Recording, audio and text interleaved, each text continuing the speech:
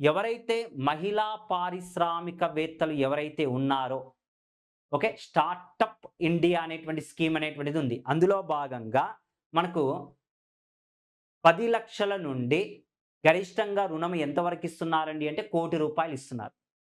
దీనిని SC, ST మరియు మహిళలకు గరిష్ట రుణ పరిమితిని ఎంతవరకు ఇంక్రీజెస్ చేయటం జరిగిందండి అంటే 2,00,00,000 వరకు. మనందరికీ ఐడియా ఉండొచ్చు.